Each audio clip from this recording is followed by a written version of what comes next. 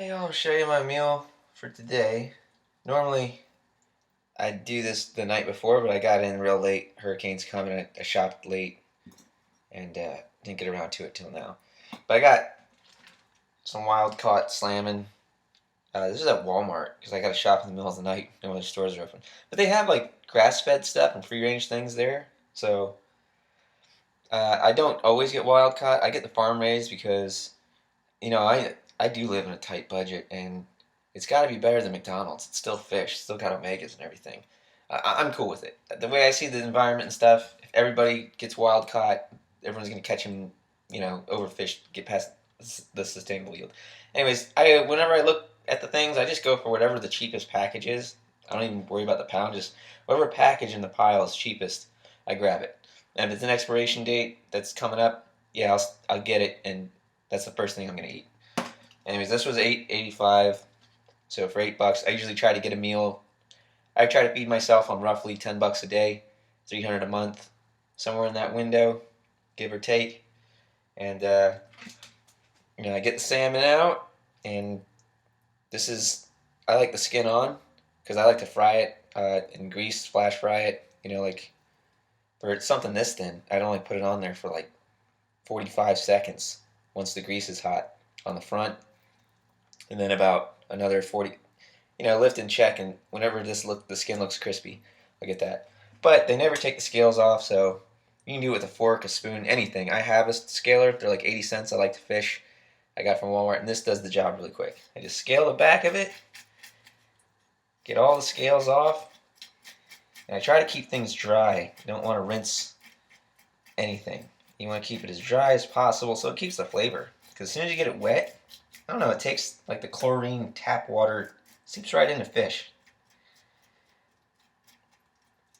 And you want it dry for the fryer too, so it doesn't stick and it gets crispy. A nice crust. And by fryer, it's just a pan. I put a pan with just enough oil that stuff that's not totally deep fried, because I like to stretch my oil. Like right now, I'm going to be using good duck fat, so I'm going to try to. That stuff's like $13 for a little thing like that.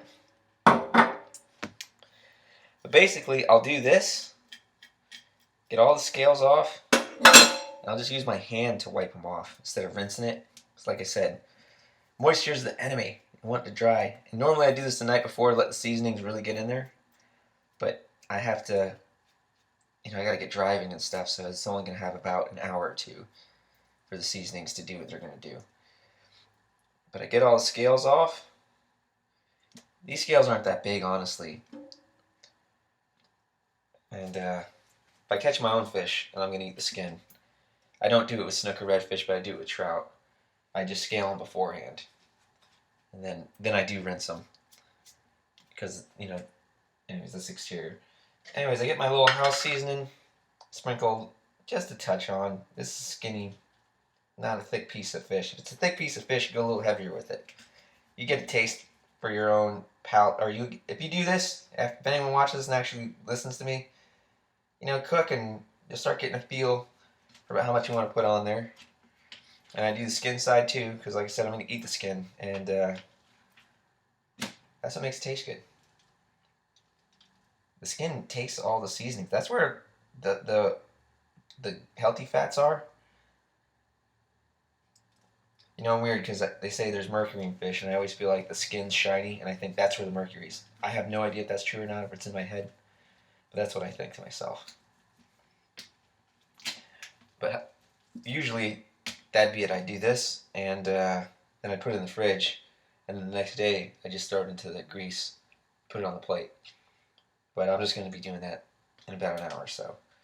And a piece this thin, I'd say about 45 seconds, 50 seconds in the grease on one side and the other. That way it still breaks apart. It's nice and tasty. It doesn't weird me out. I used to be squeamish about eating things rare, but now I got used to it, and it's an acquired taste, and I look forward to it. And anytime I overcook something, I'm kind of bummed.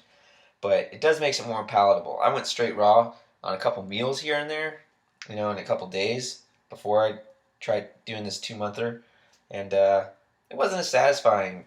It was bland food, and it took a long time to digest. I got indigestion, I didn't look for it. It kind of weirded me out sometimes. I ate a beef tongue like that. That's probably the worst thing you can do because it tastes like you're French kissing a cow. Anyways, that's it for this one. I'll probably show you my meals each day from this day forward in a little quick exercise. I'll do a set of exercises without the camera rolling, get the blood going because I won't have coffee anymore. And then before I eat my meal, I'll show you, what I'm going to eat after it's cooked. Explain the prep. Show you the exercise I do in a quick set, just to see it, and then say, hey, you don't want to watch me do all the sets. It's boring. I'll just do like an example of what I did and what I plan on doing. That way, it'll be documented, and we'll see what kind of changes there are, if any. Till the next one. See ya. Have a good one.